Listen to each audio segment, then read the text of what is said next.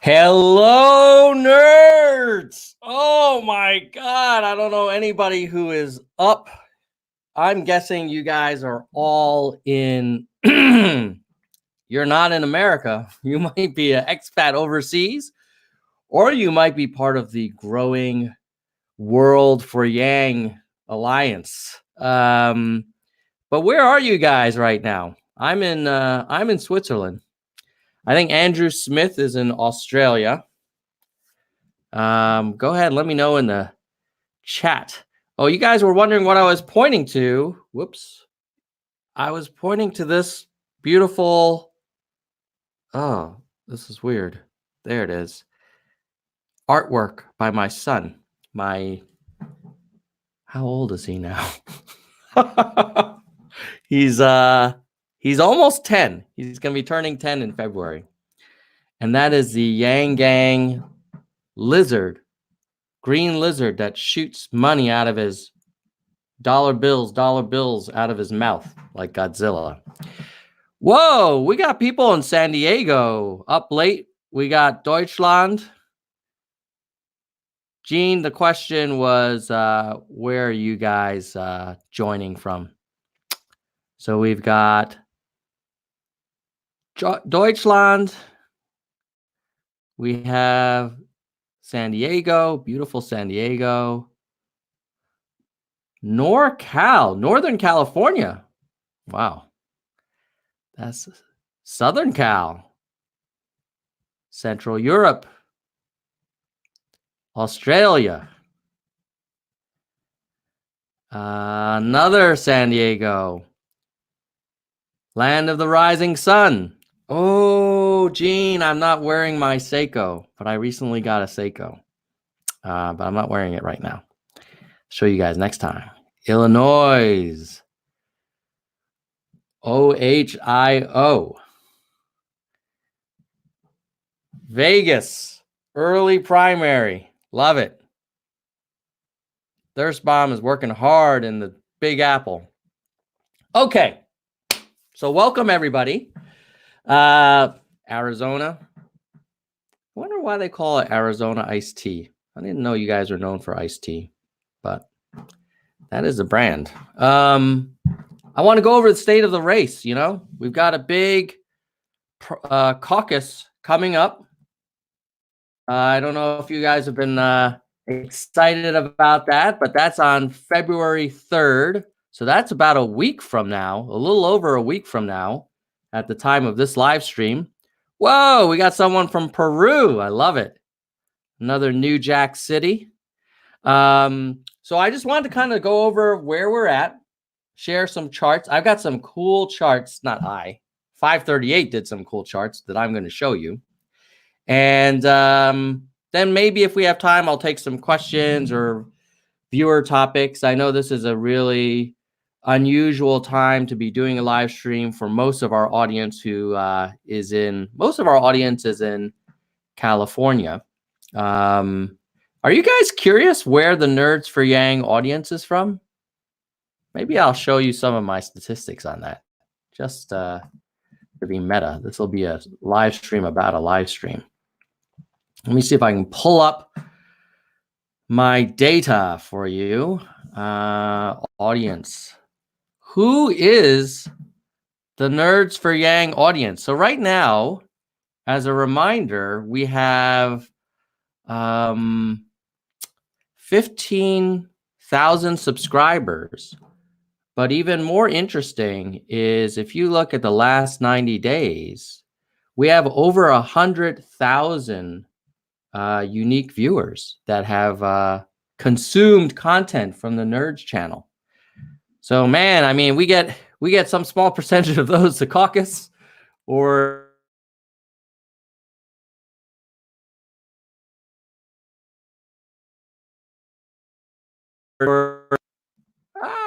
okay, now we're back. Let me just make sure. So yeah, you were I was also saying I was going to show you where the audience is from. So let's go. The audience is mostly male. I will say that it used to be even more skewed male. Thank goodness. It's getting a slightly more balanced. But I used to be, Nerves for Yang used to be like 90% male, 10% female. We have quite a bit of 25 to 34, and then middle-aged folks like myself, although now I'm in this bracket, the oldies bracket. We even have some 65 and plus folks, so that's cool. Mostly from the US, 70%, but Canada, Australia, Malaysia, and Singapore. And then let's see. I thought I was going to show you, on average, over the last 90 days, Nerds for Yang audience consumes 3.8 videos per 90 days. So about one a month, a little over one, like 1.3 or 1.257 or 2566 per month, something like that. And yeah, so that's a little bit of sharing. Hopefully that screen sharing worked for you guys. Let me know in the comments if it didn't, because I can't really see you guys, the chat, when I'm screen sharing. Okay, so let's look at polls. How are we doing in the polls? Before I do that, I just want to do one thing.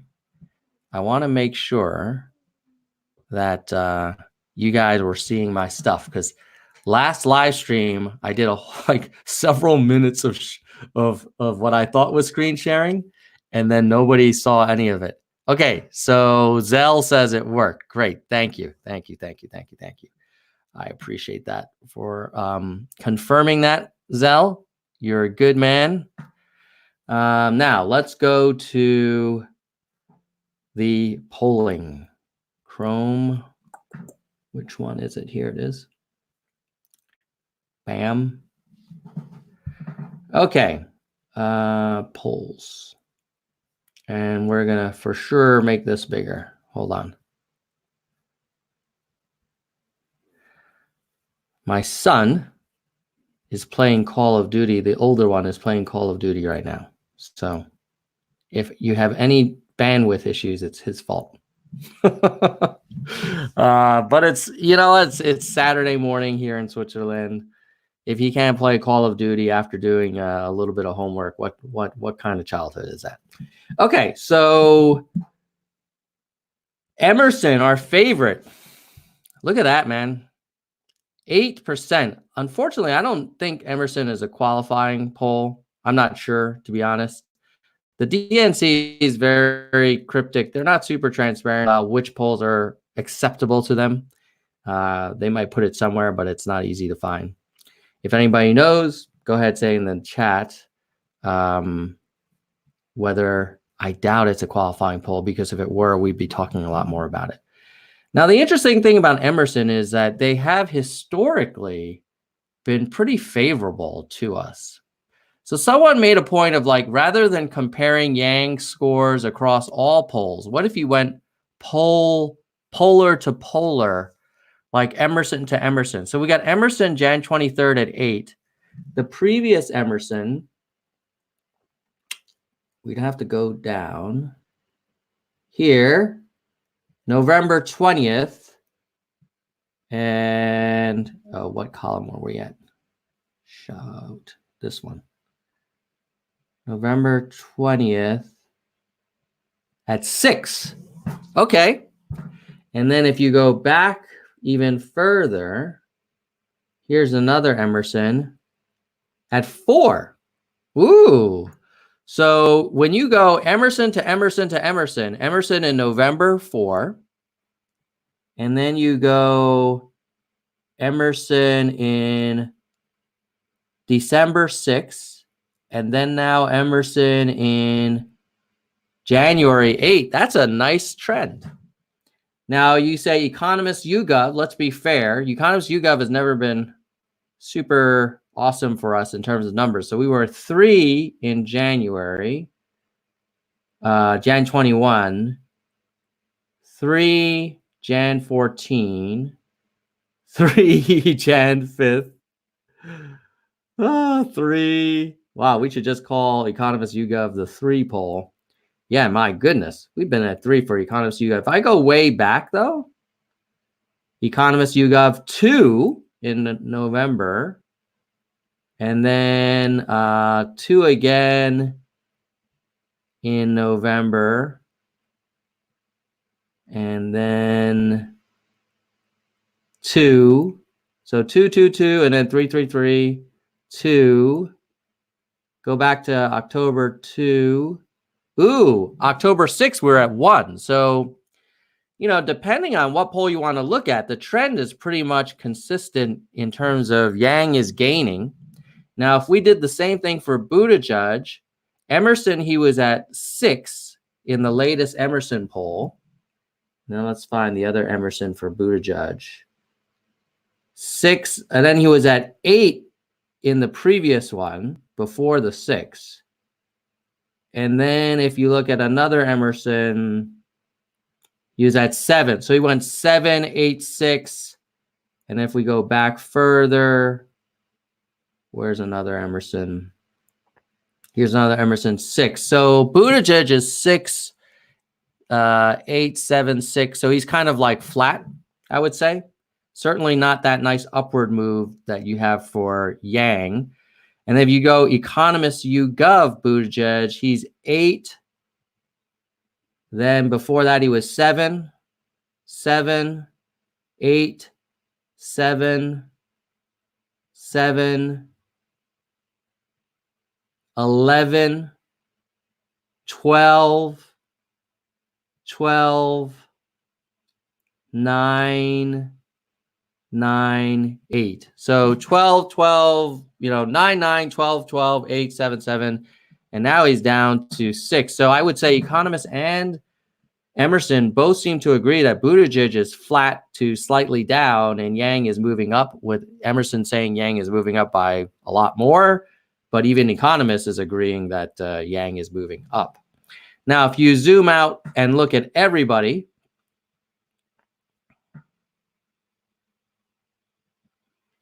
okay, this is, let's look at the 3-month trend.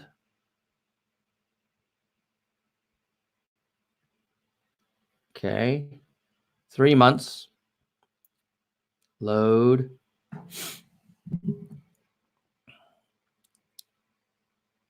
Well, it will do 6 until it refreshes until the 3-month trend. It's processing.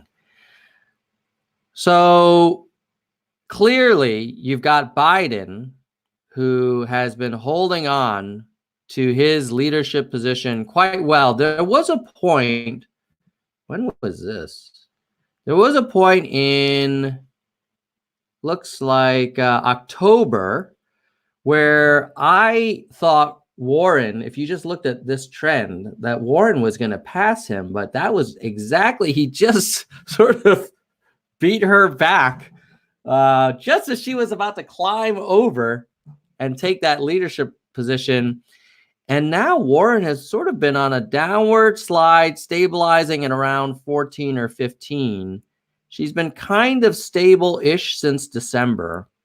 But from October to December, if you were in the Warren camp, my goodness, that's not a good looking chart. Now, if you look at Sanders, he's been kind of steady.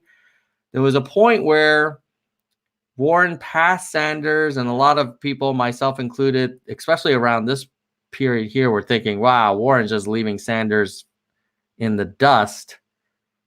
And then look what a difference just a few months makes. Now Sanders is moving up, and maybe we would argue that Sanders is leaving Warren in the dust. So if anything, I think what this race is saying is that like nothing is locked in. Any quote unquote surging candidate becomes unsurging in a matter of 2 or 3 months. If anything, maybe the only consistent thing is that freaking Biden has managed to stay on top of the game. So credit to him. And then if you look at Yang, we're this kind of like sea foam color. This, I don't know what you'd call this. This like greenish with a little hint of blue maybe mixed in. And we've been kind of steady, but frankly, you know, like our average for national polls is really never been. I think our peak might have been around 3.9, close to 4, at least since August. And right now we're at 4. So we are matching our high point, which was looks like back in October. But, you know, we need to break out. I won't go into why. You know, a lot of us think that national polls are probably not a good indication. If you look at Iowa, and guys, I'm going to go check the chat for a second. Are we still, we're still sharing my screen? I'm not talking into the darkness. Can someone in chat confirm that I'm still with you guys? I see Hitachi says the polls don't show how strong the support behind each candidate is. They are kind of irrelevant. Sharing still works. Thank you. Okay. I have this nightmare from that last stream we did where I talked for like half an hour and people said, dude, where's Tom? Okay. So this is Iowa. Obviously, Iowa is a very important state for us for the next 8 days. And then who knows, maybe again in November. But, you know, the Iowa polling data is a little bit thinner in that they don't conduct that many polls. But let's just look at what we've got, 335. And then if we want to, if we say, I've heard Des Moines Register is the gold standard. So let's do Yang, Des Moines Register to Des Moines Register. So they had us at 5 on January 8th. Then the next Des Moines Register would be November 13th, and they had us at 3. And the next Des Moines Register would be September. They had us at 2. And then the next Des Moines Register would be June. They had us at 1. So we went from 1 to 2 to 3 to 5. I don't know about you guys. I kind of like that trend. And if you look at Buttigieg, he went from most recently, Des Moines had him at 16. Before that, they had him at 25. Before that, they had him at 9. Before that, they had him at 14. So 14 to 9 to 25, he peaks in November potentially. And then now he's down to 16. And the CBS YouGov looks like a pretty big poll. They have 953 in Jan 3rd. Before that, they had us at 1 in November. And before that, they had us at 0 in October. So CBS News YouGov in Iowa, we go from 0, or that's, I've adopted how Andrew pronounces 0. 0. 0. That's how much Amazon paid in taxes. 0 to 1 to 2. So, I mean, and then what do they say about Buttigieg, CBS YouGov? They have him going from 23. Prior to that, they had him at 21. Prior to that, they had him at 14. So again, like, it looks like he peaked around November-ish, and now he's sliding. Yeah, sliding substantially. Yeah, that's really interesting. Who is getting all of these Buttigieg supporters? It's not Yang. I mean, look, CBS had him go from 21 to 16. Yang didn't pick up 5 points. Yang picked up Yang picked up 4. Is that right? CBS YouGov? No, Yang picked up 1. Sorry, he went from 1 to 2. It's hard to read with all these rows here. So if you have Buttigieg, actually, he went from 21 to 23 in CBS. So Des Moines Register had Buttigieg going from 25 to 16. That's the big difference. So if you believe Des Moines Register's numbers, you see he went from 25 to 16, and CBS had him going from 14 to 23. So they're kind of conflicting a little bit there. But if you believe Des Moines Register, which I'm told is the gold standard, where did Buttigieg lose? Where did those 9 points come from? They didn't go to Yang. He picked up 2. Warren, according to DM, went from 16 to 17, so she didn't get him. Sanders went from 15 to 20. Ooh. Yeah, and Biden was 15 to 15. So I think looks like a lot of Buttigieg people may have gone to Sanders, according to Des Moines Register. All right. So let's take a little break from the polls and make sure that I'm staying on top of what you guys are thinking. Let's see. Oh, you guys are saying it's turquoise. At least Bjorn thinks it's turquoise color. Marianne Williams support. Yeah, I love that. I just think that, Zishan Ali is a fan of the Panerai watches. Yeah, me too. I find that I wear this guy more than any other watch. It's gigantic. It's, for those of you who aren't watch aficionados, was designed for the Italian combat divers, so they could see how much oxygen they had left. At any rate, so that's the polls. Now, let's look at media coverage, shall we? So let me just summarize the polling. I would say we are looking very good in terms of trends of polling. The problem is the absolute numbers are still too small. And if you want to be optimistic, you can convince yourself that the polls are underrepresenting first-time voters, previously disengaged voters, and probably young voters. And because of that, come February 3rd in Iowa, you're going to see Yang come out with way more than 5%. That's one interpretation. Another interpretation is the polls are largely right. They might be slightly off, but maybe instead of 5, he's really closer to 8 or 9 or 10, but they're not 3 times off. No one knows, people will argue over the methodology. Let's just see who shows up on February 3rd. That will be the ultimate test. Okay, wow, we have 100 concurrent viewers, even though it's freaking in the middle of the night for most people. But that's awesome. So thanks everybody for joining. Now, 107 concurrents. Now let's look at media coverage. Okay, so the good folks at GDelt, which is a nonprofit, they are amazing. They track all media mentions and provide the raw data to everyone. So if you are super into it, you're going to like this next section. So let's go to the GDelt.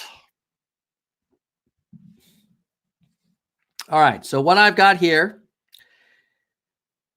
so this is in collaboration with the Internet Archives, Headline News Archive, and GDelt's Worldwide Online News Monitoring. I just want to give GDelt a shout out because they have been super cool at making this stuff available, and they help sort of citizen journalists like me share with everybody else. And I think it's super interesting. This one here is, I think I have it down to the past, let's say the past month. And we're going to look at CNN, MSNBC, Fox News candidate news mentions. Now, this is important because most Americans inform themselves through these 3 channels. And as you can see, Yang has less coverage than Steyer, and 641 mentions in the last month, so about 20 mentions a day, which isn't bad, or 21.3 or whatever it is. Steyer has 50% more mentions than us. Klobuchar has also about 50% more. Bloomberg, wow, he has 3 times as many mentions. Buttigieg has 3 times as many mentions. And then you really get into the stratosphere where Warren has 4,877, call it 5,000 mentions to our a little over 500. So she has about 10 times as much media coverage on CNN, MSNBC, and Fox News. And then Sanders has close to 8,000 mentions, and Biden's at 10,000. So Biden has about 20 times as many mentions on these channels as Yang. However, you might be pissed about that, but if I showed you from let's say a custom date range of, let's say, September of 19 to December. Oh, no. Hold on. This is a problem with live streams. I make mistakes like this, but I'll get you to December. Okay. So this is the end of last year, and we update the dashboard. Calculate. All right, now you see Yang had only from September of 19 to the end of 2019 on these major evening on ABC, CBS, NBC evening news, he barely got mentioned 12 times in total compared to almost 800 for Biden. But let's do apples to apples. I think we were last looking at the CNN, MSNBC, Fox News. So here you go. You got Yang at 16,000 compared to Biden at 565,000. So we were saying Biden was like 20 times us in this so far this year or last 30 days. But here he's like, close to 30, more than 30 times more coverage than us. And you see Warren has almost 200,000 mentions to Yang's 15,000. So she has like 15 times more coverage than us. So you could, I think it's actually trending in the right direction. And then of course you had Beto and Booker and Harris and Castro and all these guys getting more coverage than us in the last 3 months of 2019.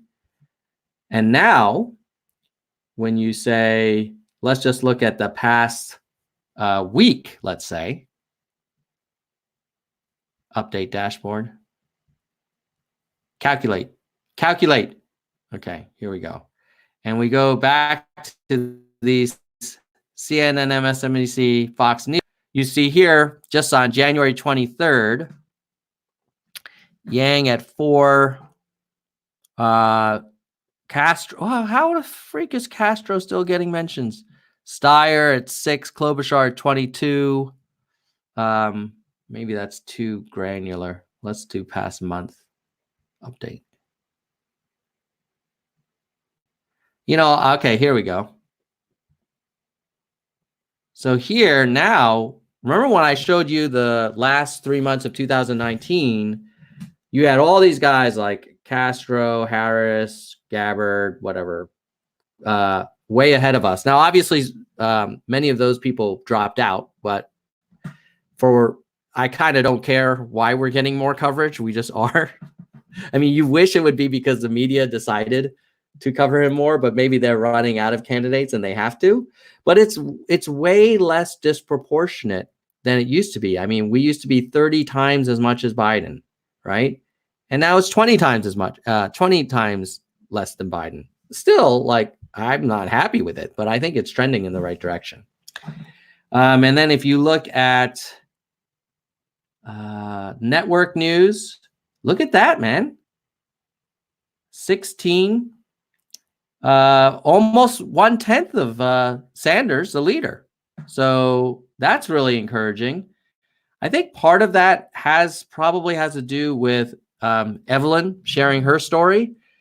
And honestly, I think Evelyn is, one of Yang2020's secret weapons. I mean, she is such an extraordinary person. If you guys haven't watched the interview that I did with her, it's an hour-long interview, and she really, in my opinion, comes across very, very impressive.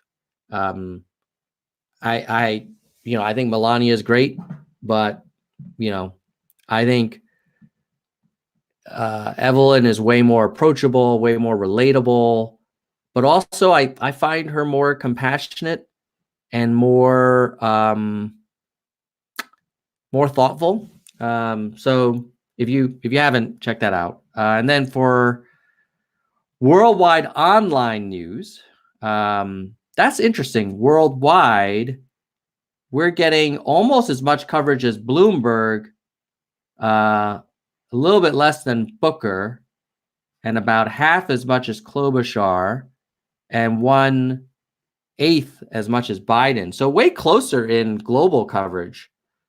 Now, if you look at U.S. Chiron coverage, that's like the on-screen text at the bottom, which frankly, a lot of people get their news from. They sometimes don't even listen to what's being said.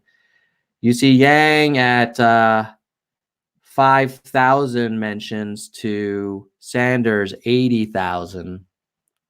So, maybe 15 times less than the leader.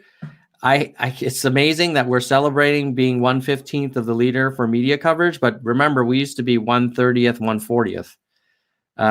So anyway, my summary on the news coverage is that we are doing way better than we've ever done, and I like that trend. What do you guys think? Let me see if there's any comments about this media coverage. A.K. Henderson says, good morning, Tom.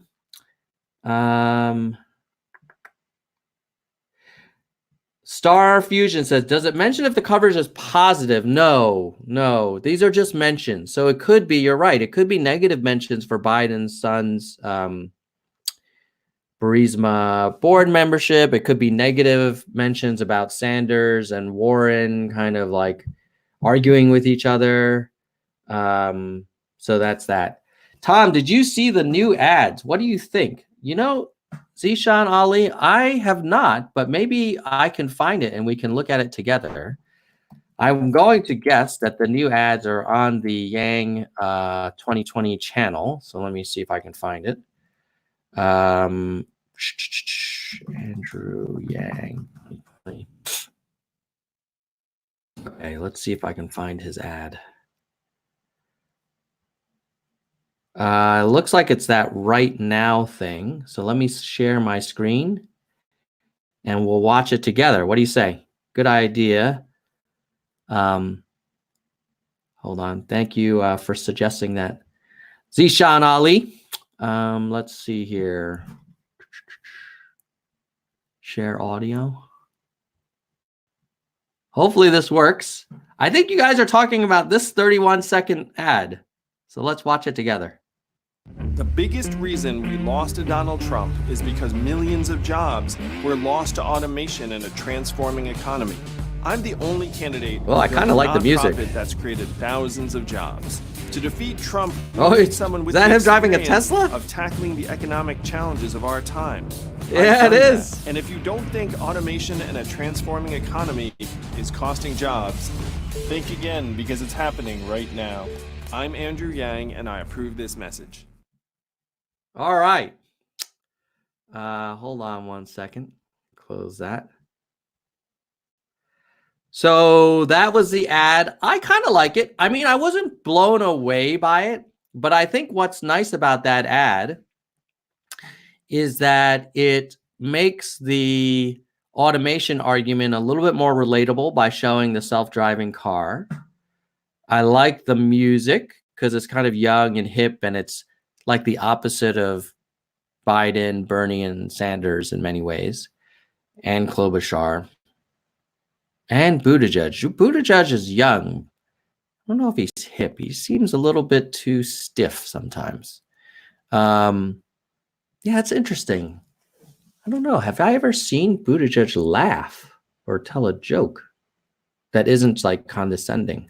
Any rate, I think the ad's pretty good. Look, I think we should run it, and we should basically, if I were Yang, I would spend a shit ton of money in Iowa and New Hampshire and South Carolina. And if any of you guys play poker, I would shove those chips into the middle, because if you get blinded out and you end up in Super Tuesday with nothing to show for it, but just you dragged out your money, that's no good. I'd rather spend all my money in Iowa and New Hampshire, get big results, and once people see big results, they will pull out their checkbook again and double down. Whereas if you save the money and you come up with like 3, 4, 5%, I don't know, like a lot of us will still give, but there's probably a lot more people who would give if they saw bigger traction and more kind of viability.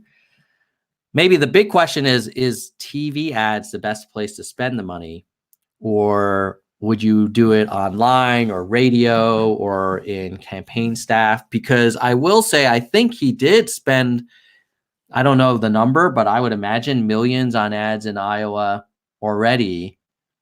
We're certainly not seeing it in the polling results, and we're starting to see positive trends, but we're not seeing this like massive jump. So I'm a little bit suspicious of whether TV ads are the best use of money. It should certainly be part of the portfolio, I would imagine. Rocky Martinez thinks that TV and Facebook, in his opinion. Dino from Philippines says hello. And Jennifer Montgomery says it's a Tesla Model X. As a performance Model 3 driver, I approve. I've been thinking about the Model 3, but I'm not going to do it. I know that it's inevitable that we're all going to be going electric, but part of me, I hate it. I know I hate to admit it, but there's a certain soulfulness to a combustion engine vehicle that I'm going to miss. So my next car will probably be my last combustion engine car, and then I'll go electric. But I kind of feel like I need to do one last hurrah. Any rate, all right, now let's move on to Google Trends. Okay, here we go. Chrome.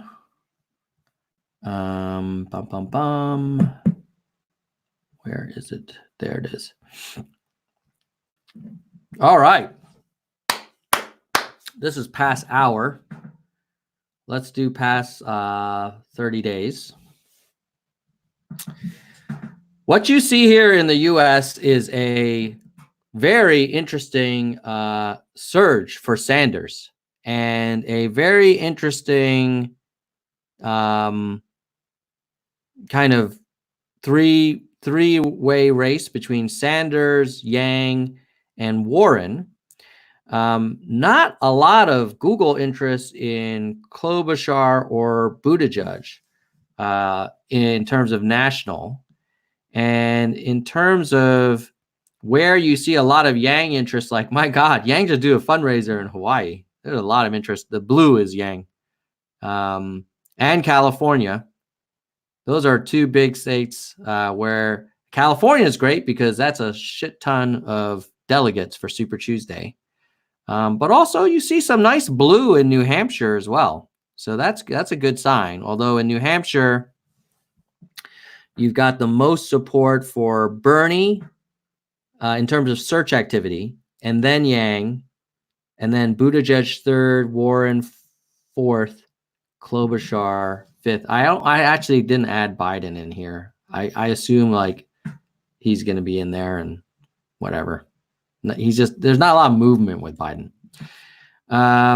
What are people searching for about Yang? One is they're wondering why whether he qualified and why he was or wasn't in the January debate, which is a little note to freaking Tom Perez and the Democratic Party. People are looking for Andrew Yang, and you guys don't put them on stage. Like, I know you had your rules, but shouldn't the spirit of debate qualification be if voters want to know about a candidate, that candidate should be on stage? I don't know. Crazy idea. Buttigieg, they're very interested in his Jesus tweet. What the? Amy Klobuchar eyebrows. That sounds kind of sexist. And how tall she is. So I gotta, I feel bad for Amy. Like, come on, man. Like she actually is a hard worker and gets stuff done. Would be, in my opinion, great in the Yang administration or as a partner in the Senate. Elizabeth Warren dancing. Jesus. And then how many houses does Bernie Sanders own? So nationally, I would summarize strong. Yang is number 2 of the candidates. If we were to drop Klobuchar and replace her with Joe Biden, is Yang still number 2? Yes, he is. But then, yeah, Biden just is number 4, right after Warren. Now let's look at Iowa. Iowa tells a much more of a dogfight between Sanders, Buttigieg, and Yang. Not as much search activity for Warren as Sanders, Buttigieg, and Yang. Now, of course, the reality is not everybody in Iowa uses the Google machine and the internet. So, unfortunately, I think a disproportionate number of non-internet users do caucus, and a disproportionately fewer number of internet users caucus. So if you are on the live stream or you're watching this on replay and you're watching Yang all the time on YouTube and you're tweeting and retweeting and favoriting, and that's great. Even if you're giving money, fantastic. But if you live in Iowa, brothers and sisters, you got to get over there and caucus and bring 2 or 3 friends with you. Please, for all of us who can't go to Iowa, please, please, please show up. New Hampshire too. Meet me at Lewis. Okay. In terms of breakdown, Yang is strongest in this area of Iowa, Davenport. Looks like Sanders is strongest in this area near Omaha, Nebraska. In Des Moines, wow, look how even that is. It really, what a dogfight this is. Everybody's within like 5 points of each other, except for Biden, who looks like might be coming in for a weak performance. People are searching for Yang's policies. So again, this little area called Des Moines, Iowa, a lot of people searching for Yang's policies. Tom Perez, Democratic Party. Frankly, if you are a quote unquote front runner like Sanders, Warren, or Biden, if you're okay with Yang getting excluded, please keep this in mind when you ask the Yang Gang for support in July if you're the nominee, because I think we're going to remember who stuck up for us. And you all know that the Yang Gang is real. Now, people are saying, well, how come Yang Gang would never argued when other candidates weren't getting included in previous debates like Castro? Well, the reality is Castro's data was weak. No one was searching for him. No one was following him on Twitter. No one was watching him on YouTube. So him not being on the debate stage didn't seem incongruent with the data. But with Yang Gang, like, we clearly have the numbers. And yet somehow Tom Perez and the Democratic National Committee don't want to include him. So anyway, dogfight in Iowa, New Hampshire.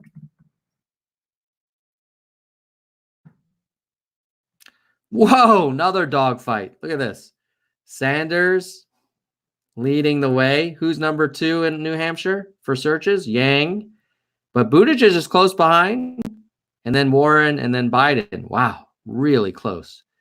Where is Yang strongest? Burlington, Vermont, Plattsburgh, New York metro area. And then I can't give you actual search terms because there's not enough to anonymize it. And then let's look at New Hampshire. Nevada.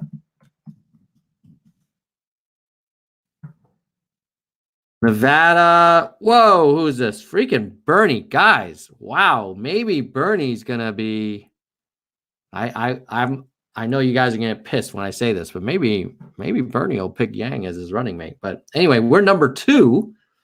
We're number 2 in Nevada for searches, and then number 3 would be Warren. We are strongest in the Las Vegas area, and Bernie is strongest in the Reno, Nevada area. I do not have search term data for you. And then lastly, South Carolina. But so far, we've been in like number 2 in Google searches. Yep, also in South Carolina, number 2.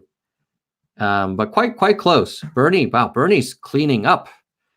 We are strongest in the area of Charleston, and looks like Bernie has a lot of support in the Charlotte, North Carolina metro area.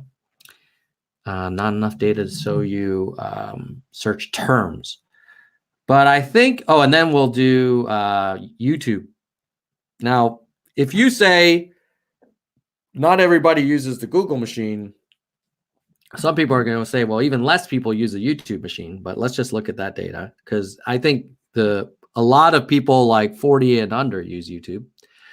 So nationally, United States. Oh, we should do worldwide, guys. I'm going to do that in a second. Okay, who's the king of YouTube? Andrew Yang, for sure. Although I will give credit to Bernie, that mofo is doing really well. We are crushing it in like Montana, Hawaii, California, Oregon, DC. A lot of people looking for him on The View. A lot of people wondering why he isn't in the debate. I am too. And then Biden searching for stutter and leg hair. Warren, The View. Wow, The View is getting a lot. This Project Veritas thing is really of interest for a lot of people. And then so this was YouTube US, Yang wins. What about YouTube Iowa? Yang win? Yes, Yang wins. With Biden number 2 in Iowa for YouTube. Interesting. And so Yang wins YouTube in United States, Iowa. What about New Hampshire? Is the blue the biggest? Ooh, nope. Sanders is beating us in New Hampshire for YouTube. Nevada, but we're number 2. Is the blue the biggest? Yes, we are crushing it in Nevada. We're number 1. And South Carolina.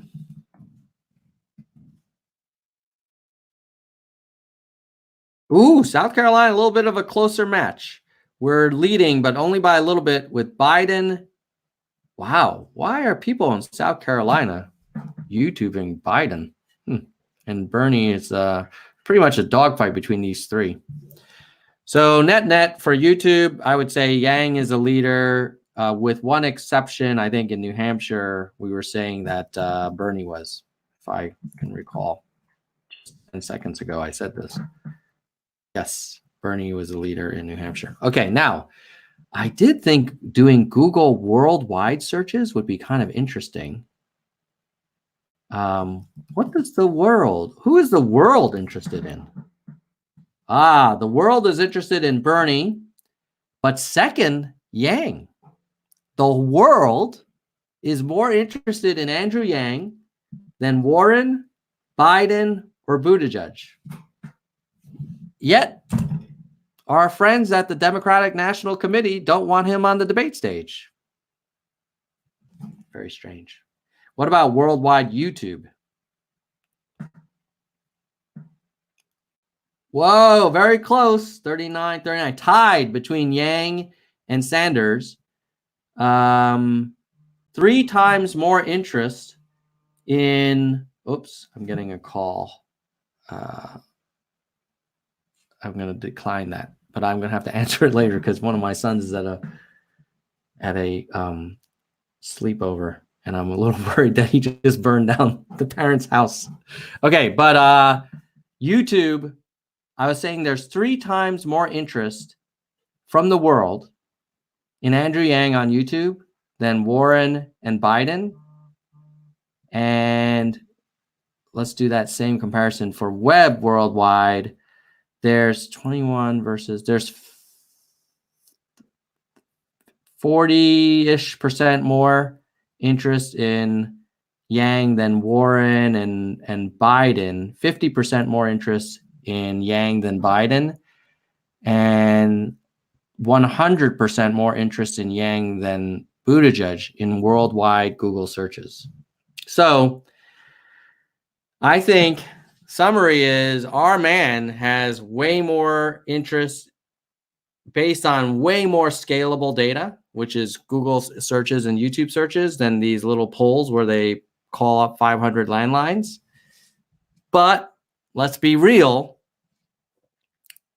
What matters is people need to show up. They need to go to the freaking polls. Now, for those of you parents out there, I am going to take a brief mute, okay? And maybe what I'll do is I will play a little bit of the Evelyn Yang Freedom Dividend video. It's about like a few minutes long, and I need to call my kid's parent who was calling me and I rejected it. I just want to make sure everything's okay. So before I go, I'm not going anywhere. I'm going to come right back in a few minutes. But let me just pull up this video that you guys can watch while you're waiting, just for your convenience. And then you can kind of chat while you're watching this. And apologize if you guys have already seen this video, but I tell you, Elizabeth is super impressive. So I think it's worth watching again even if you have seen it. Is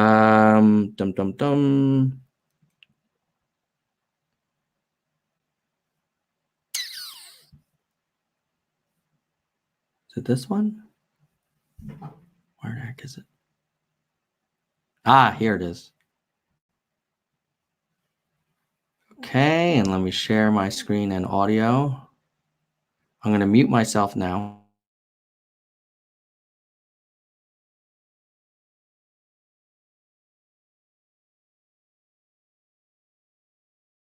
The freedom dividend is one of the main reasons why I let Andrew run for president. And I love it because it means that so many women in particular, not just caregivers like me and other stay-at-home parents or caregivers who are at home taking care of it basically recognizes that work that we do every day that's uncompensated right now. And there's so many Americans who would like to be home to care for a loved one, and this would better enable them to do that kind of work. I love the freedom dividend for what it would mean for poverty. And eradicating poverty is something that we can do. I strongly believe that it's a moral obligation that we have as a country to eradicate poverty. And I think we've all become way too comfortable with homeless women and children, hungry children, veterans who are trapped on our streets. You know, this is a crisis, and we have the means. We're one of the richest societies in the history of the world. And we absolutely have the means to take care of all our citizens, and we should be prioritizing that. I also need to speak to women who are trapped in abusive situations and they don't have the financial independence to walk away from dangerous and abusive situations, oftentimes with their children. And in those cases, this could be a matter of life and death. And so I think so much of the freedom that $1,000 a month could afford people like that, some of the most vulnerable and marginalized people in our society. And I don't want to forget about them. And I feel like Andrew is the only one speaking to them in a meaningful way. Yeah, that makes a lot of sense. I mean, we often talk about the displaced manufacturing workers and retail workers and clerical workers and call center workers, and we should, because they will need a soft landing with the changes that are coming. But what you're talking about is, it's not a technology problem. It's a problem that somehow society has just kind of looked the other way for generations. Right.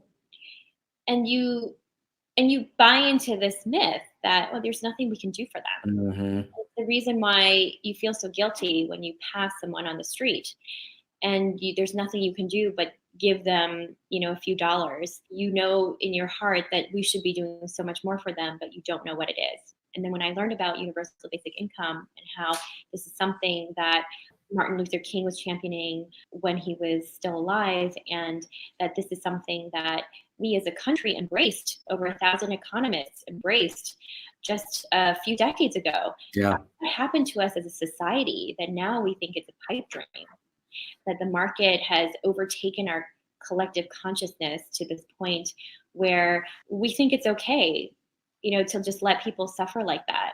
It's really not okay, especially when there's a solution.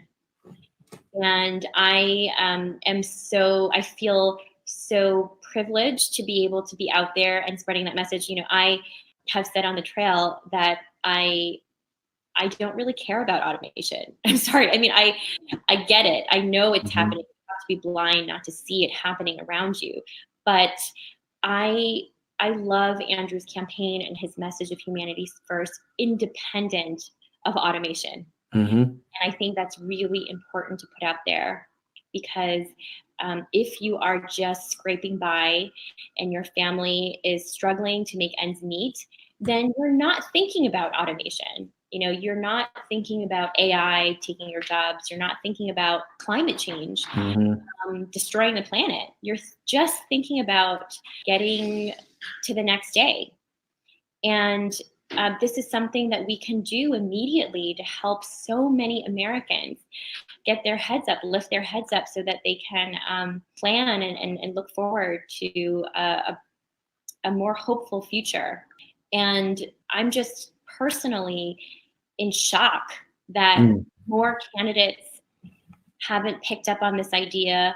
I mean, some of them have started, to see the success that Andrew, had with his platform, and I think their eyes have been open to it, and they're expressing some interest or curiosity into universal basic income. But obviously that's not enough. I'm just shocked that in our field of the most progressive Democrats we've ever had, that it's taking this long for them to come around to this idea. Most of them, all of them, politicians in general, seem to all take this very top-down approach to solving problems. Sure, you need laws, you need regulations, you need policies, but we all know that, one, they don't always work out as you intended, and two, they take a long time to enact and go into effect. It only makes sense, common sense, that you also need a bottom-up approach, as Andrew calls the trickle-up economy, right, from our people and our communities up. And you put resources into the hands of Americans so that they can make the best decisions for themselves and their families. And you have to work on it from both sides, right? It's just common sense to me. Yeah, that's one of the cool things, in my opinion, about Andrew, which is he doesn't neatly fit into the either you're for big government or you're for doing nothing. Like, he's this interesting third way, which is, well, he wants to use government to capture some of the value from the industries that are growing and maybe not paying as many taxes as they probably should, and then trust that the people they know what's best for them. And that's a very humanity first kind of way of, like, a lot of the big government kind of proponents are like, well, I don't know, like, we should tell them exactly what they should do with this money, and then they should fill out this form and do that kind of thing. And, his is a fresh approach, and I think it's already getting some traction beyond his campaign, but it may take someone like him to really force the conversation. And the fact that in one of the early debates, they actually spent a few minutes talking about it was pretty historic, right? Yes. Yeah. It's already accelerated this conversation many, many years, right? Minimum. I mean, a few years ago, this is a very small example, but I'm going to probably fall into the tech bro kind of stereotype.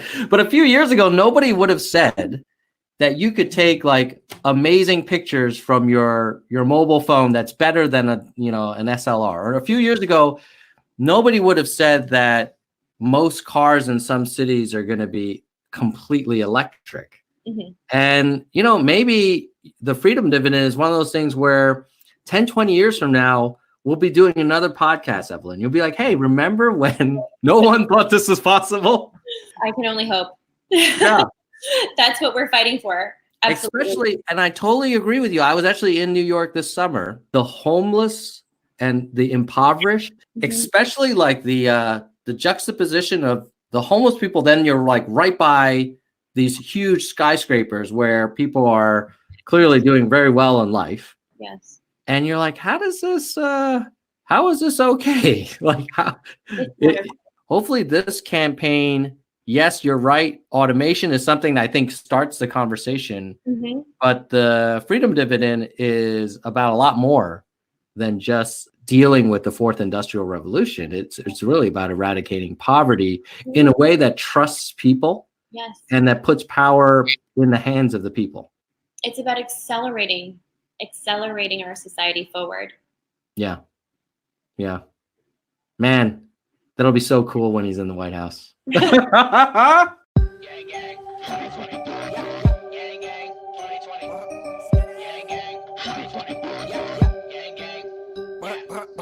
Yang Gang 2020.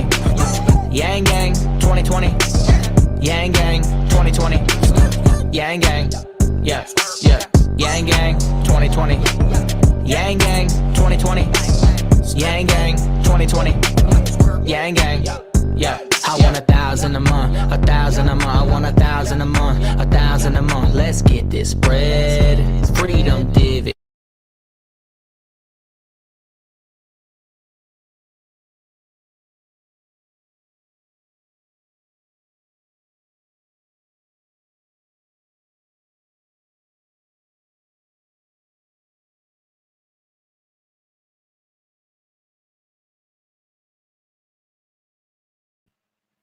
Hello, nerds. Thank you for your patience. Let me know if you guys can hear me. Can you hear me now? Let me know in chat if you can hear. Still muted. Oh, what the hell? Still muted? I should not be muted. You are still muted. Okay, fantastic. Did I call Evelyn Elizabeth? Clearly, I have not had my coffee this morning. But anyway, I still think Evelyn Yang is amazing. If I called her Elizabeth, my apologies. But now everything is fine with the boy. His friend had a hockey injury. And so their play date may be cut a little short. And so the father is going to bring my youngest, Brandon, the artist that made this beautiful drawing, back. And I said, well, you know what? If you want, you can bring them both back and they can just watch some, like a movie or something at my house. So parenting on the weekends. Okay, now let's move on. So we did the Google search. I think the worldwide search was really interesting. Now let's look at Twitter. So you could be like, well, I don't know, maybe not everybody uses Google, or not everybody uses YouTube. A lot of activists are on Twitter. Okay, let's look at Twitter. So it's not that one. Is it that one? Yeah. Okay. This is Twitter followers for Yang, Buttigieg, and Warren. And that noise in the background is Daisy. So if you guys hear any weird, like, snorting sounds. Oh! Ah! What a morning! What a morning! I just made a mistake of holding up my rig, and everything fell apart. And Miss Daisy, you were snorting, disturbing the live stream. So I wanted to show everybody where that snorting sound was coming from. All right. God help us. You guys are like, what kind of amateur live stream is this? It is amateur. I agree. This is not, it's not one of the best ones. I took a phone call in the middle of a live stream. My damn rig fell apart. The dog is making all kinds of weird noises. All right, let's look at Twitter. Share. Chrome. This is why a lot of people prefer to watch the Nerds for Yang clips, because I just cut out all the randomness. All right. So total followers for Yang, Buttigieg, and Warren up until January 25th. And here's the big news. If you go back to, even here, April, you see Yang as a distant third, and you see this blue line from Buttigieg like surging, right? But he has plateaued where we have been closing the gap on him. And now we're not a distant third. In fact, we are growing. The slope of this red line is greater than the blue line. So over time, we will pass him. Now, in fairness, actually, even the slope of that purple line seems to be flattening out a little bit. Let's see what the daily additions have been. How many new Twitter followers did these candidates add on January 25th? We added 2.8K, Warren 2.6, Buttigieg 400. On January 24th, we added 3,500, Warren 2,300, Buttigieg 700. Now the dog is scratching the carpet. January 23rd, we added 2,900. She added 2,660. Buttigieg 581. I can go on and on, but basically Buttigieg is not growing his Twitter following, which is not surprising because I have heard that Buttigieg's strength is with the older voters who refer to him as that nice young candidate, very clean cut, wears a tie, doesn't have a beard, has a fairly traditional haircut, speaks articulately. So yeah, I think he is appealing, but he's not appealing to young and frankly, I don't think even middle-aged people are big fans of Buttigieg. So interestingly enough, Buttigieg and Biden probably have more in common in their supporters than Buttigieg and Yang, for sure.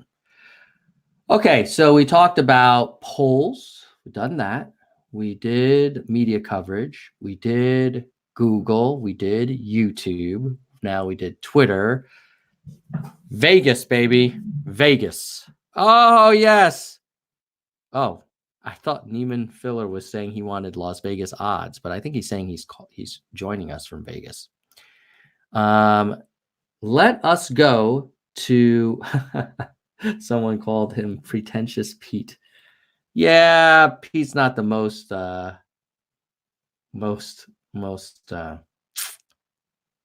to earth guy, let's say. Let us look at what do the gamblers think. Where is the predictions? There it is. So the gamblers are vibing Biden and Sanders with a lot of more interest in Sanders a little bit of a slow decline for Biden. And then old Yang is this green, and he's kind of stable and frankly a little bit down. Like his peak with gamblers looks like it was at the end of December, right after his December debate, probably. And then he was excluded from the January debate, and now he's making a little bit of a comeback. So a tale of Vegas odds, I would say Sanders is looking strong. Biden is stubbornly staying at the top. And then there's just a dogfight between Bloomberg, Warren, Yang, and Buttigieg. So yeah, these two lines here, that's a heavyweight match right now. That's Sanders. Who would have thought, huh? Yeah, I thought the heart attack would do it in for him, but he's and look at Warren. At one point, Warren, according to the gamblers in October, had a better chance of becoming president than Biden. Look at that line. You don't want to be that line. That is not a good line. In fairness, this is not a fantastic line either, so let's just keep that real. If I had to be any line, I don't know. This is not a bad line. You're always in the lead, and you're just stubborn, staying at the top. Then I would want to be this guy. But maybe the question is, who would you want to be out of this remaining group? Maybe Bloomberg is looking pretty interesting. Yeah. If the gamblers are right, Bloomberg's maybe the most interesting of this kind of second tier. So that is the gambling odds. And now let's see what else I want. Guys, I actually have more material. Are you guys tuckered out? Should we keep going? I have more data I can share and more information, but I also don't want to, I know it's super late for everybody. So let me know if we want to keep going or if you're good for this stream, and we'll decide. Poira says go. Okay, keep going. You want more data? You have come to the right place. All right. Wow, 123 concurrents. Awesome. Oh, by the way, if you like this, it will be more likely to be recommended on YouTube, because YouTube wants to recommend stuff that people like.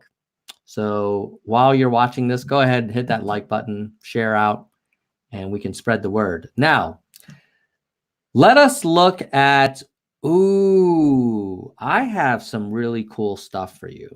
I have some animated data from 538. Now, we have our history of 538. They were kind of being a bit, what's the word? Dickish. About how they talk about Yang on their podcast, but they do put together some nice charts. So let's look at them. Here is the 538 blog and some visualizations around, first we'll have a table around net change in favorability. So if you take the favorable minus the unfavorable, you have the net favorable. So who has the best net favorable? Number 4 is Andrew M.F. Yang, tied with the great Pete Buttigieg, and well above Klobuchar, Steyer, and Bloomberg. So, dear Tom Perez, if you look at favorability, why is the number 4 most net favorable person not on the debate stage? Freaking Democratic Party. Really, at some point, I'm gonna vote blue, because I really think that Trump is a danger to the country and the world. But seriously, man, you're making it hard for me to do the right thing when you shaft a candidate that is number freaking 4 in net favorability. Now let's look at some more data.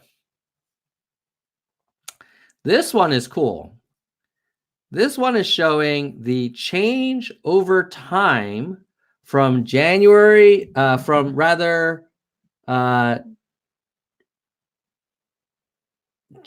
to Feb, and then 2000, basically from 2019 to 2020. So if you look here, Buttigieg starts out with a very small number of people having any opinion, and then net favorability moving up quite nicely in the first stage from Jan to Feb of 19. But then from December of 19 to Jan of 2020, he kind of just flattens out. Like net favorability does not go up, even though he gets more awareness. Yang starts out in early 19. No one knows who he is. That's very small percent with an opinion, very low favorability. Then he, boom, jumps to August, where more than 50% know who he is. And he has nice jump in net favorability. And now in December, end of December, early Jan, boom. Now more people know, and he's moved up in favorability. So if you're a Buttigieg supporter, basically your guy has peaked. As more people get to know him, they don't like him. You don't get more people liking him. You get as many people who don't like him as like him.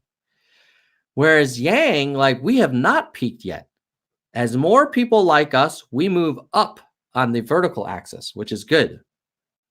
So as we move to the right, we move up, which is what you want. More people know you, more people like you. With Buttigieg, more people know you, initially more people like you, then more people know you, not more people like you, then more people know you, more people dislike you. So anybody that has friends that are Mayor Pete supporters, you may want to send them this chart and say, hey, you know, you may want to bet on the winning horse, the horse that's gaining favorability, not losing favorability. Now we look at a similar thing around Klobuchar and Gabbard. Ooh, Gabbard. Gabbard had a big increase in awareness. Nice little bump in favorability is probably when she took down Harris. But then look at this last period from August to December, more favorability and a massive reduction, more awareness and a massive reduction in favorability. And you look at Klobuchar, nice little jump in awareness, but then now a little dip and now, back up again. But, you know, she has ended up with a net favorability of around plus 20, whereas where's Yang ending up right now? He's around plus 30. So anybody who knows a Klobuchar supporter may want to send them this as well. And then look at Warren. Warren already started out with a lot of awareness and very healthy favorability. And then her favorability jumped up and then has now come down. Biden, huge awareness and favorability, has come down, then come down, then come down. So if you guys know any Biden supporters, this is not a visualization that you want to see. You know what you want to see? You want to see this. You want to see this green. Oh, baby, up and to the right. You go, Andrew MF Yang. You do not want to see this. This is like trying to catch a falling knife. This is very uncomfortable. And Warren, Warren's, it's kind of up and down, like a little bit, not consistent. So anyway, I thought that was a super cool visualization. Let me see if there's any comments. Yeah, Biden's favorability looks like it's plummeting, a plummeting plane, Dino Manrique says. Okay, now let us, by the way, if any of you guys liked that Evelyn Yang, again, apologies if I called her Elizabeth. Maybe I was thinking about my son's play date potentially going south. But if you like the Evelyn Yang interview, the full hour-long one, I'm planning on having it available in Spanish audio, Spanish dubbed. So for those of you who haven't seen this before, let me just show you what I've been doing with the money that I've been getting from Super Chats and memberships. Let me go here. I'll go to this thing, share audio. So, no, not this screen. Sorry, guys. Again, the, where is it? I'll just open a new tab. If you go to Yang2020.com, I'll show you. I'll share. We'll look at it together.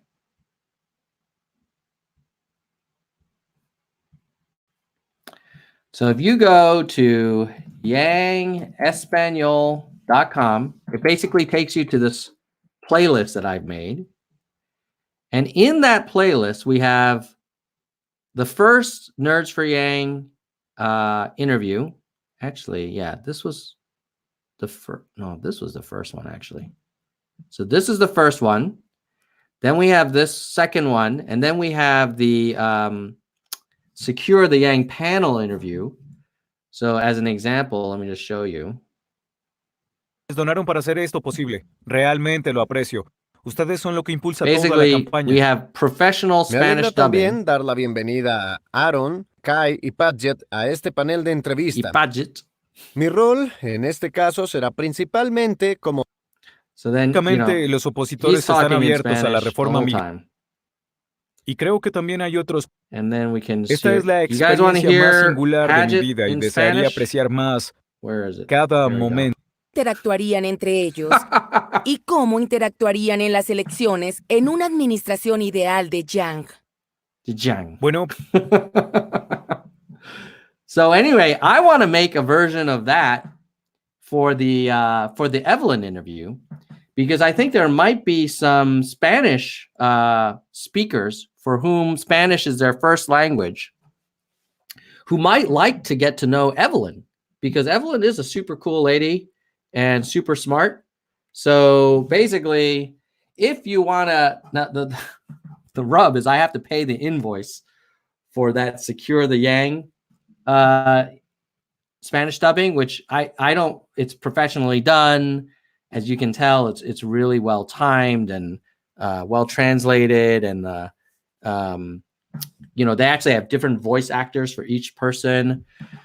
So I got to pay that bill first. But as soon as I get a little more revenue from the YouTube ads and the memberships, which you can become a member by just going to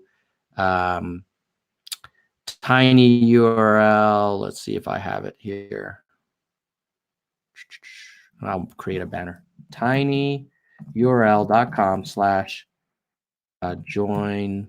I think it's, let me make sure I give you guys the right address. tinyurl/join-nfy. Yeah. This one. Yeah, that's it. Join-nfy. So if you go there, you can become a member, and that allows you to basically donate a little money to this channel every month.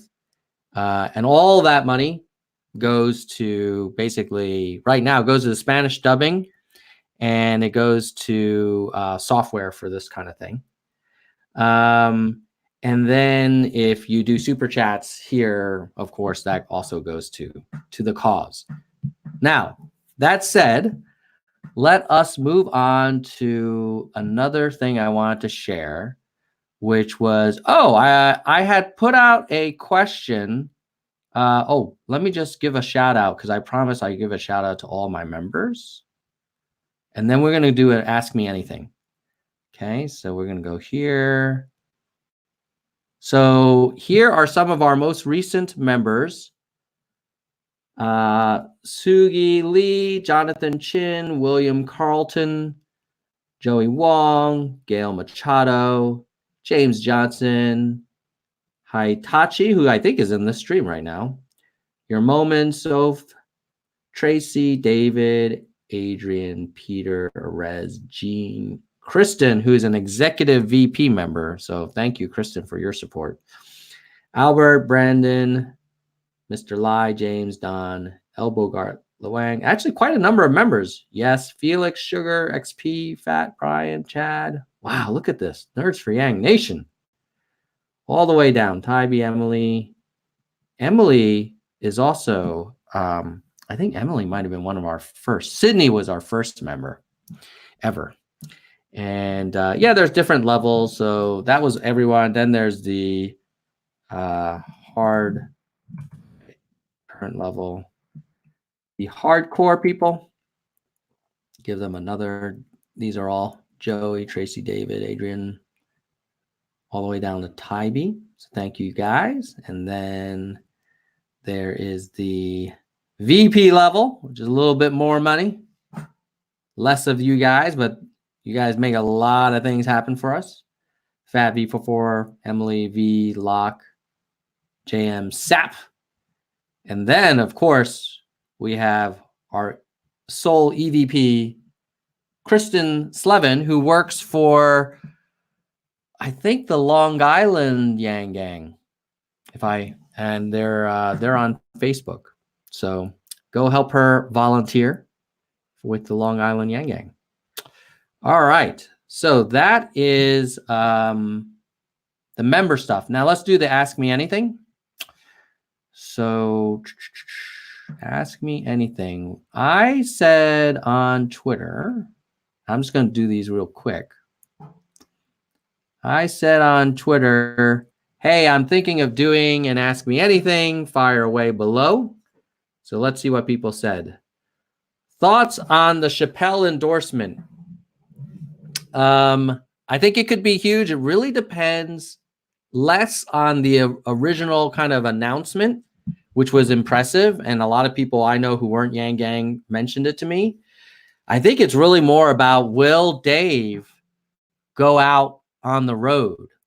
As an example, I know this is a lot to ask of you, Dave, but if you opened for Yang at major events, you and I both know the turnout would be ridiculous.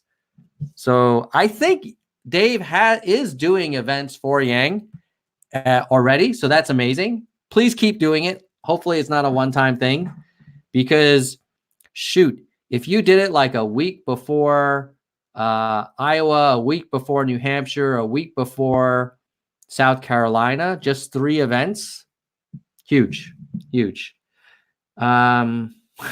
Someone's asking about some YouTube technology, but I try to separate my personal live stream from my work, so I won't talk about that.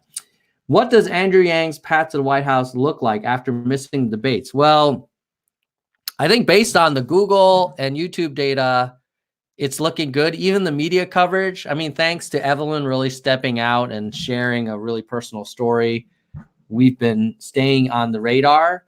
I think if we in consecutive debates are not on the stage, it will hurt, and we will just have to compensate by giving more money and volunteering more. And my view is, look, man, this was going to be super long shot Hail Mary campaign to begin with. Getting excluded from the debates is not helping us. So I think there's a path. I mean, look, it's sort of like the Eagles winning the Super Bowl a couple years ago. Like, it can happen, but you need to call a lot of Phillies. Has Yang changed any of your formerly held views? Ooh, great question, Kelsey Blood. Look, I was a Republican until 2008. I was a minor in economics. I'm generally a free market guy.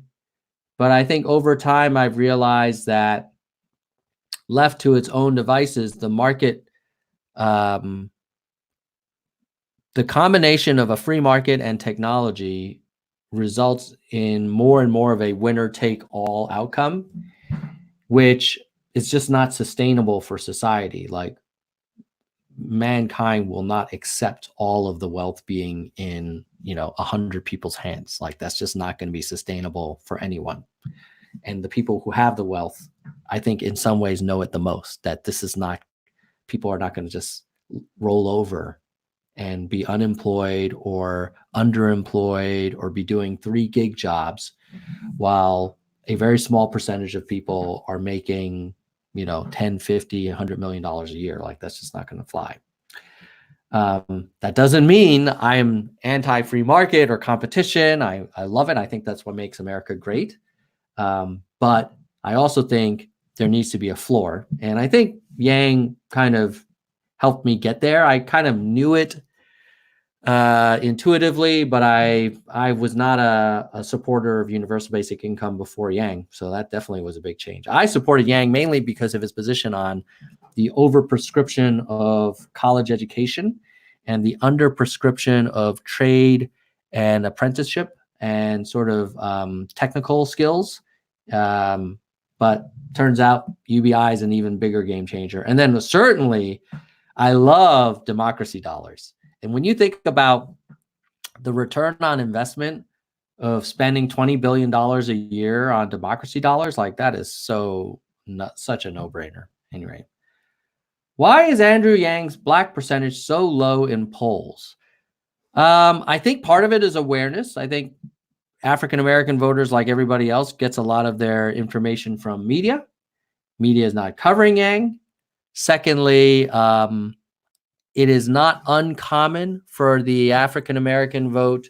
If you think about 2008, it was not a big supporter of Obama's until he won Iowa. And then I think the African-American voter might be very pragmatic, like, hey, we don't want to vote for someone or support someone who can't make it. And secondly, I think there's a sense of kinship with Biden, since he was part of Team Obama for so long.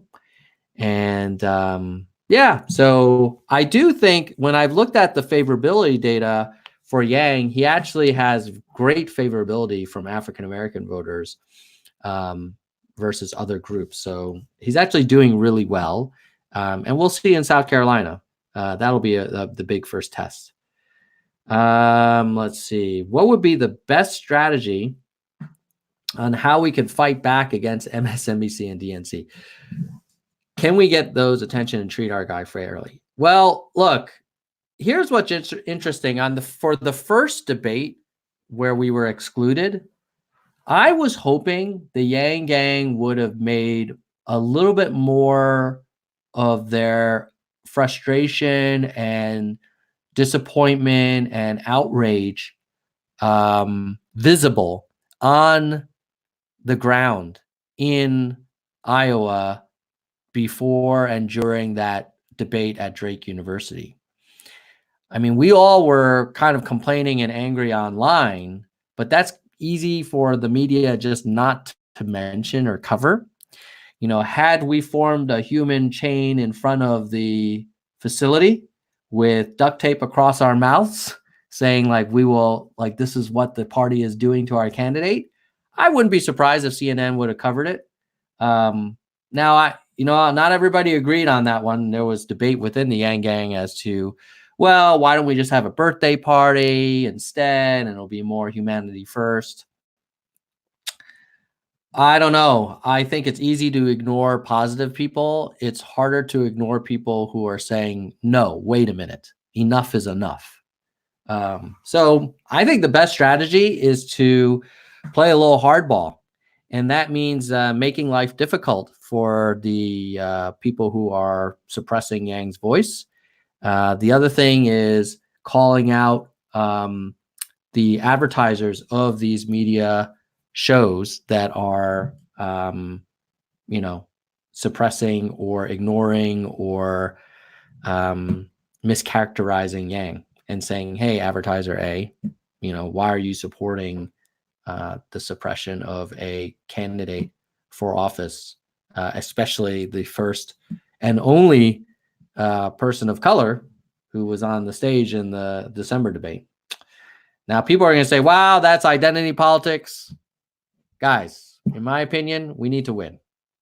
And if calling out advertisers for supporting shows that suppress an Asian American candidate helps us change that coverage, then I'm okay with it. But I know not everybody's going to agree with me on that one. Will you continue your channel after all of this is over? I introduced a better to your channel. He enjoys your content because even though you're for Yang, you seem to present the data fairly. Also, go Pack. Go Pack. Oh, Packers. Well, I guess both of our teams didn't make it, Earl. Go Hawks. So I do plan on continuing the channel for as long as people want to discuss politics, policy in a very data-driven way. My hope is that this channel covers the Yang presidency through 2 terms. So that's at least 9 more years of uploads. I've been a political junkie all my life, so I never get tired of this stuff. If Yang doesn't get the nomination, or if he does and doesn't win the presidency, I think I still will care deeply about America's future and doing the right thing for our citizens and the rest of the world and being a leader again. So I hope I can keep it going. Let's see. I'm a volunteer firefighter in Maine. I'd like to help your video with the firefighters. I think it's on the 19th. Oh, I missed this, Dan. But hopefully we can get you on a future Nerds for Yang live stream. I actually lived in Maine for a few years. I went to undergrad in the town of Brunswick, Maine. When Andrew Yang gets the Obama endorsement, what do you expect to happen? That's what I think will happen. That's like a freaking nuclear bomb going off in the middle of the primary. I just don't think he would give the endorsement before the nomination process is done. I think he's going to stay out of it. The one thing I will say is that according to Nate Silver's, sort of much talked about models, there's a 1 in 7 chance that we will have a brokered convention. Let me see if I can pull that up for you guys. Let's share a difference tab. Hold on 1 second. Share Chrome tab. Let's go back to 538. Go to politics. And I think it is, here it is. What are the chances of a brokered convention? So most likely, according to old Nate Silver, there's a 2 in 5 chance that Biden will have a majority of pledged delegates by the convention, which actually is not the more likely outcome. I mean, it's sort of the most probable, but it's less than 50%. Then you got Sanders 1 in 5, Warren 1 in 8, Buttigieg 1 in 12, but no one is 1 in 7. So it's more likely that no one will have a majority of pledged delegates than Warren will. It's more likely that no candidate will have a majority than Buttigieg. And wow, I guess we're in this all others camp of getting a majority. So maybe our best chance, according to this model, is you have no one with a majority, and then you have Biden unable to broker a deal with Sanders. I mean, I would imagine Sanders would say, well, look, I have 20, I have some number, and I can get you over the line, Biden, but you need to maybe support Medicare for all or single payer or something. Another option is that Biden's really close, and Yang has enough to get Biden over that 50% mark. And in exchange, maybe we have Vice President Yang. Maybe Biden promises to do one term. Maybe Biden and Yang get along. Maybe Biden likes Yang. Maybe Biden doesn't like Sanders and doesn't like Warren, and maybe doesn't like Buttigieg. So that's kind of interesting. So that was the ask me anything questions from Twitter. I also had ask me anything on the YouTube community tab. So let's go there and see what those questions were. Is it this one? Okay. So I said, hey, put your questions below. Yes, Ramirez, who is a member, and I know she's a member because she has the little icon. What have you learned from this election cycle about our democratic process? I have learned that the party has its favorites, that they think they know better than the Democratic voters, and that they want to put their thumb on the scale. And I know for all the Bernie supporters, you're probably thinking like, duh. And by the way, I was a Bernie supporter in 2015 after Lessig dropped out. I moved from Lawrence Lessig to Bernie. And then from Bernie, I had no choice but to support Hillary, who I did and gave money to and voted for because I really didn't think Trump had the temperament for president. So what I've learned is that the DNC continues to be narrow-minded, provincial.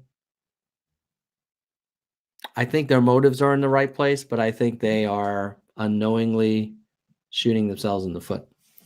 Will you continue to be a Democrat or change to independent? Well, I voted for Republicans and Democrats. I don't think I would vote for an independent candidate because I would feel like it would have very little impact on that election. And I know for the independents out there, you're probably thinking, well, geez, if everybody thinks that, we'll never have a third party. So I would be open to a third party over time. But for this one, I need to get Trump out of there. I just think I'm in the middle of this book, Stable Genius. And it's shocking. I mean, this is written by a Pulitzer Prize winning investigative journalist from Washington Post who's done hundreds of interviews. And, they're talking about how he has trouble reading. He has trouble staying focused on a topic for extended periods of time. He has difficulty listening to experts' advice. He's very disrespectful to his team, belittling to his team. He manages through fear. These are not the qualities that I want in my president. So because of that, I'm not really anxious to take my vote and take it away from the Democratic nominee, even though I think the DNC is a bit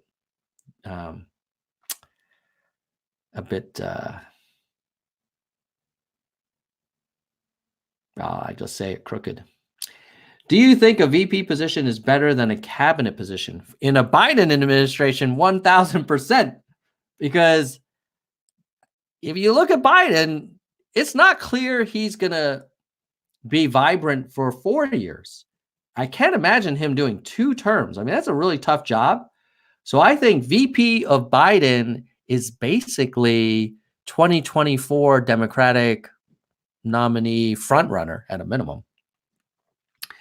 Should Andrew Yang only agree to be VP if FD is part of the deal? I would say no, because if he's VP and then he's the nominee in 2024, then he gets to decide what's his top priority. So anything, dress up like a Viking and pass out Yang cookies. I think you'll get noticed. That's a question, and I thank you for your question. I'm going to pass on that one. Partly because I live in Switzerland, and if I dressed up as a Viking and was hanging out at the local courthouse. I don't know. They might think I've lost my mind. Who is your second favorite candidate this time and why? Ooh, these are great questions. I have to admit the YouTube channel's community tab has some very thoughtful people on it. The Twitter feed as well, but I like these questions a lot. Who is your second favorite candidate this time and why? The first name that came to mind was Biden, but I really worry about his physical and mental health. It's a very tough job, and it's going to be a tough campaign. But I like the guy. I think he has a good heart. I think he has good character, and I think he has integrity. I think he's getting a sort of getting a raw deal because his son was on the board of Burisma. Yeah, you know what, dude? His son's a grown man. And unless there's evidence that his son asked Joe if he should do it, and Joe is like, yeah, go sit on this board for $80K a month, then I would be like, whoa, Joe, what were you thinking? But I don't think that's how it went down. So I guess my second favorite is Biden. I really, Buttigieg, I would vote for him if he were a nominee. I don't feel like he's super authentic. I don't feel like he's super trustworthy. I feel like he's telling me what I want to hear. But he's very bright for sure. Warren, I kind of feel like she's really prescribing, 20th century solutions for 21st century problems. I don't think breaking up the top companies is going to make everybody employed again or gainfully employed. I know the unemployment rate is low. I think 94% of new jobs are gig economy jobs with no benefits. So I'm not sure that low unemployment rate is really, a great thing. And with Warren, I worry, man. I worry that Trump base, it'll be like red meat. I think the Trump base has a demonstrated history of being very uncomfortable with a strong woman candidate, especially a Harvard professor who comes across like, I will solve your problems. I know better than you. And that's the vibe I get from Warren. I know she's been trying to be folksy. But again, I think it seems like she's trying to be folksy. I think she really is a very smart professor who thinks that she has the answers to all our problems. And what I like about Yang is he's like, look, let's put that money and the power in the hands of the people and let the people make the decisions for themselves and trust that the people will do the right thing. So who else is there? Bernie. I kind of like Bernie, but he's just kind of grumpy and mean. Not exactly what I'd want in the White House. I worry about how would we be trading one angry Republican for an angry Democrat? I mean, I'd still prefer him over Trump. I guess my second favorite candidate is whoever gets nominated. I really am not going to go out of my way to rah any of the other candidates. But my first candidate before Yang was Al Franken, and I would be very excited to see him come back. Obviously, it's maybe not this cycle. Please mention the Ditch Mitch campaign. Thanks for your channel. Mentioned. I'm very concerned about this Biden BV talk. Biden would only use him. I'm considering switching back to Bernie. Well, you're not the only one. Bernie is definitely getting a lot of action. He knows how to raise a ruckus. Yeah, I agree. I kind of feel like the Yang Gang did not raise the ruckus when we got excluded from the last debate. I know there were some Yang Gang that were protesting outside the debate facility. So I want to give a shout out to those guys that did that. Thank you. Thank you for showing that we're not okay with this. And hopefully we won't have to do that next debate. But if we are excluded for next debate, honestly, I really think we need to be seen making noise. A lot of people won't support Yang because of the stance on Assange. Could you ask him why he doesn't support freeing Assange? Oh. I don't know. Julian Assange. He's an interesting character. On the one hand, you gotta love the freedom of information and transparency.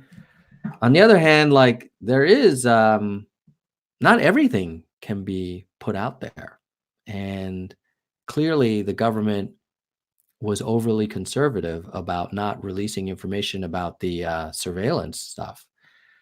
But I don't know if that was the right way to do it. I don't know. He's an interesting character. I personally am not like in the free Assange under all circumstances camp. Yeah, if I run into Andrew, I can ask him and get his take, and he'll probably give you a much more eloquent answer than I did. If Yang becomes president, I don't think the Republicans will let him. What do you think about the amount will end up being? 500? That'd be my guess. Favorite NBA team? I actually don't follow the NBA. I grew up not following any professional sports and only recently started following the Seahawks because a co-founder of a startup that I worked at many years ago, like 5 years ago, was a huge Seahawks fan. And of course, I was living in Seattle for 15 years. So I only support the Seahawks right now in terms of professional sports teams. Still kind of weird that we're not in the playoffs anymore. But at any rate, I guess I'm not rooting for the 49ers. That's for damn sure. Thoughts on transforming Yang's message into a movement? What would we call it? Revolution of reason? Yeah, I think that's interesting. Like, if we didn't win, could we still be an effective like voting bloc? And then the question would be, is this voting bloc focused on the freedom dividend? Is it focused on democracy dollars? Is it focused on human-centered capitalism? Those would probably be the three I would go for. Or is it focused on getting Andrew elected president? To really be a movement, I think we'd want one theme. If there were anything I would go for, it would be democracy dollars, because I think that would be the most likely we could get through bipartisan support. It would not be as heavy a lift as a freedom dividend. And human-centered capitalism is super cool, but it's just not sexy, and people don't go to rallies for PowerPoint, although some people do. I would, but I don't think a lot of people would, outside of the Yang gang. Why hasn't all these dropouts boosted Yang's numbers? Well, part of the problem is they didn't have any numbers to begin with. It's not like people with 10% were dropping out. It's like people with 2% were dropping out. So it probably got evenly distributed, or maybe a little bit more went to Yang. And Yang has had, as we discussed earlier in the stream, has had upward movement. Thoughts on endorsements, a quick debate recap sprinkled with your own insights. Oh, you know what? I didn't watch the debate where Yang wasn't present. I just watched some of the highlights.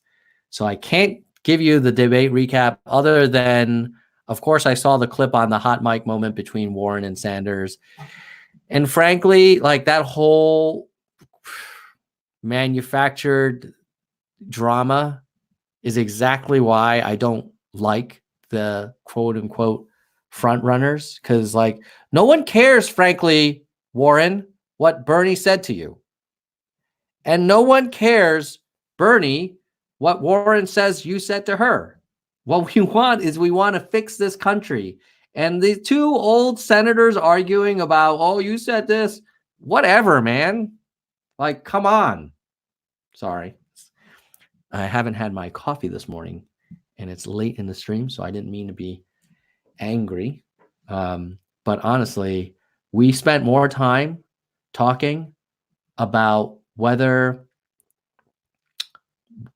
Sanders said a woman can't be president, and we spent zero time talking about the impact of the freedom dividend on women, on working women, on full-time caretakers, on women in abusive work environments.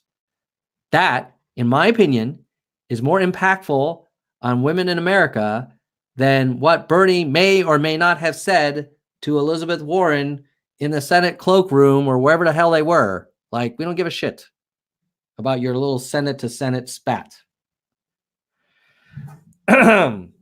Okay. Freedom dividend is the future. The cat is out of the bag. How do we keep people motivated for the long haul? Well, you know what's interesting? A lot of Europeans have started following Yang because they see him. Like, there was, I did an interview a week or two ago with this guy from Raison Journal, a Danish academic journal about policy. And they find that the FD UBI has a lot of Nordic Scandinavian vibe in terms of thinking about a free market, but with like a strong floor for everyone. And so I do think the way we keep people motivated is, one way is we need to elect some Congress people who are UBI backers. And then what we need to do is we need to do more of these pilots, like the one in California. We need more cities doing these pilots. And if they're successful, I think the cat will continue to run free out of that bag. Like campaign related, yes. Would you rather be blind in both eyes or quadriplegic? Blind in both eyes. See, if you're blind in both eyes, I think it would be difficult to get around. If you're quadriplegic, you certainly can't get around, but you can see. I think I would want to be blind in both eyes because you can still type and you can still walk with like the help of a service dog. Both would be obviously really terrible. So, okay. I think if there's any other questions, go ahead and put them in the chat and then we'll wrap up the stream. I'm looking in the chat and I'm not seeing any questions. So I'm going to count down from 10. And if there are no questions, that's fine. I know many of you guys have been with me now for a long time and you want to get on with your day. Okay, we do have a question. Why are you in Switzerland? I work for a very large American technology company that has an engineering campus in Switzerland, and I work in product development for the development of that technology. And so that's why I'm here, although I am moving back to the US. I've been here for 3.5 years. Before that, I was in Seattle, and I'm moving back to the US most likely this summer via California to be closer to the headquarters, basically in Silicon Valley. Disappointed with, let's see, what is Yang's position on the Green New Deal? I think he has a very aggressive environmental plan, and there's a Nerds for Yang video where I lay out his environmental plan, but I don't think he's for the official Green New Deal in terms of producing a lot of government environmental jobs. I think he'd rather take that money and deploy it towards the freedom dividend. What chat is he looking at? I am looking at the chat in YouTube. I'm not looking at Twitter. What time is it there now? Laugh out loud, 6 a.m. here. It is noon in Switzerland. Environmental problems in general, haven't heard much of it. He actually has a huge environmental proposal. So since you've mentioned it, I will just scan it together with us. So if you go to Yang2020 and you go to continue and you go to on the issues,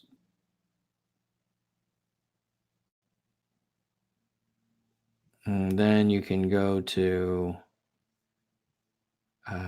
environment, more. So he has plans, the overall plan to combat climate change.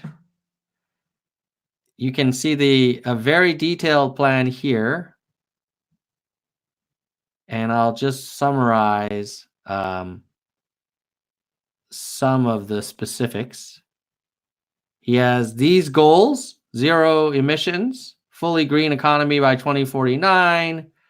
How is he going to do it? Net zero standards for new buildings, thorium, nuclear, 0 for cars, 100% zero emission electricity,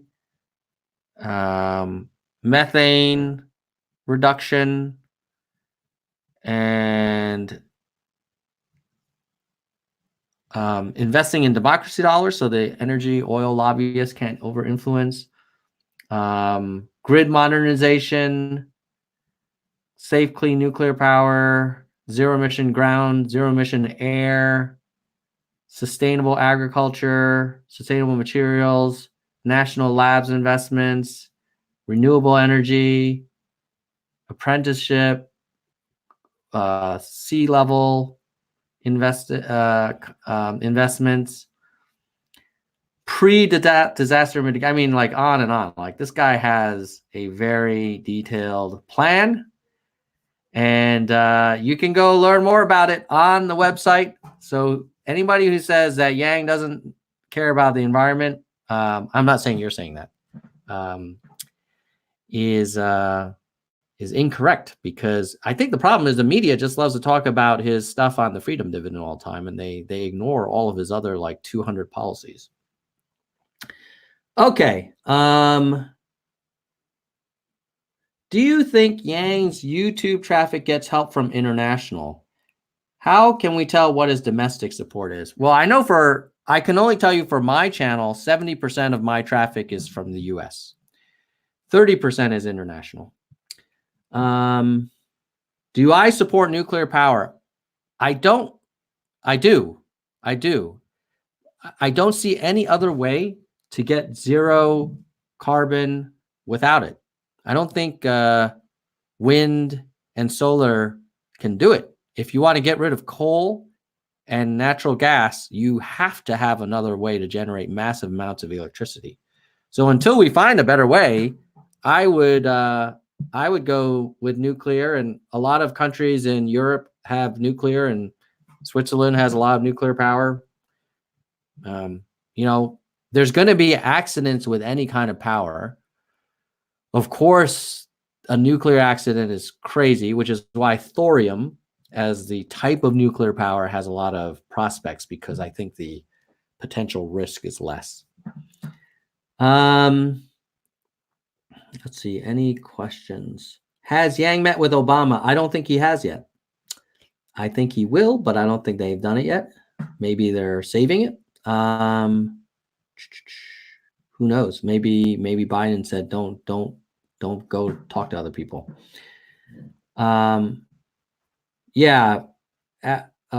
Question, is having enough sustainable energy without nuclear power realistic? I don't think it is, Mushi. I think you gotta have it. Hitachi saying Japan tried and failed after Fukushima. It's interesting. I know someone who is very familiar with what happened in Fukushima, and what that person told me, and I trust their credibility. They're very a very bright person. They said that it should never have been built in that location to begin with, because it was so susceptible to tsunamis and earthquakes, and that the reason it was allowed to be built there was potentially there was some corruption from the power industry and the Japanese government. That doesn't make Fukushima not happen.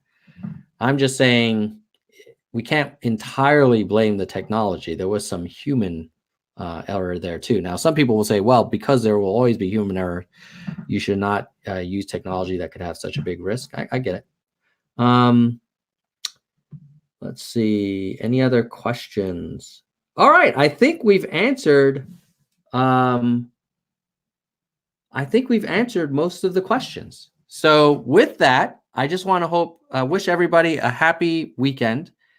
And if you celebrate or you are interested in Chinese culture, for those of you who are familiar with Chinese New Year, the Lunar New Year, Happy New Year. As my mother from Hong Kong would say, Gong Hei Fa Choi. Or as my in-laws from Singapore would say, Xin Yan Kuai La. And as me from New Jersey would say, Happy Chinese New Year. By the way, did you know that Andrew Yang's Chinese horoscope is the tiger? And the tiger is known to be pretty fierce and willing to fight. So I think that's great. So with that said, tomorrow I'm doing a live stream with a congressional candidate. So if you are around, check it out. Or if you're not around, look out for the replay. And that is with James Ellars, who is running for Congress as a member of the Yang Gang and supporter of universal basic income for the California 8th District. So me and James will be talking about his race, about how he's running and what he sees. And of course, we'll talk about the presidential race as well. So with that, goodbye, nerds.